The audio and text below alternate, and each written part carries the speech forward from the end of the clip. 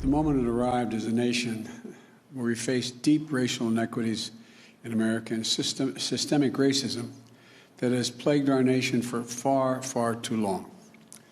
I said that over the course of the past year that the blinders have been taken off the nation, the American people.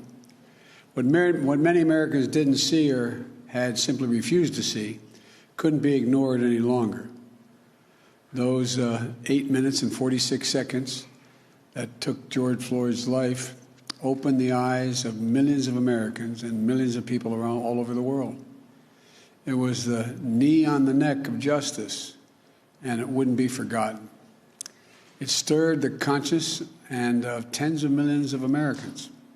And in my view, it marked a turning point in this country's attitude toward racial justice. When his six-year-old daughter, Gianna, who I met with when I met with the family, I leaned down to say hi to her, and she said, looked at me, she said, "Daddy changed the world." That's what Gianna said, his daughter. Daddy changed the world. And I believe she was right.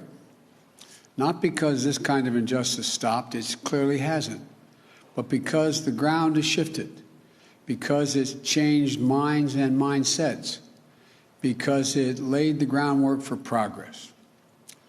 COVID-19 has further ripped a path of destruction through every community in America, but no one has been spared. But the devastation in communities of color has been nothing short of stunning. Just look at the numbers. 40% of frontline workers, nurses, first responders, grocery store workers, are Americans of color, and many are still living on the edge.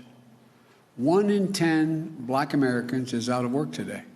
1 in 11 Latino Americans is out of work today. 1 in 7 households in America, about 1 in 4 Black, 1 in 5 Latino households in America, report that they don't have enough food to eat in the United States of America. Black and Latino Americans are dying of COVID-19 at rates nearly 3 times that of white Americans. And it's not white Americans' fault, but just a fact.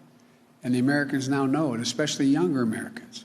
One of the reasons I'm so optimistic about this nation is that today's generation of young Americans is the most progressive, thoughtful, inclusive generation that America has ever seen. And they are pulling us toward justice in so many ways, forcing us to confront the huge gap in economic inequity between those at the top and everyone else, forcing us to confront the existential crisis of climate, and yes, forcing us to confront systemic racism and white supremacy. It's just been weeks since all of America witnessed a group of thugs, insurrectionists, a political extremist, and white supremacists violently attack the capital of our democracy. And so now's the time to act. It's time to act because that's what the faith and morality call us to do. Across nearly every faith, the same principles hold. We're all God's children. We should treat each other as we would like to be treated ourselves. And this is time to act, and this time to act is because it's what the core values of this nation call us to do.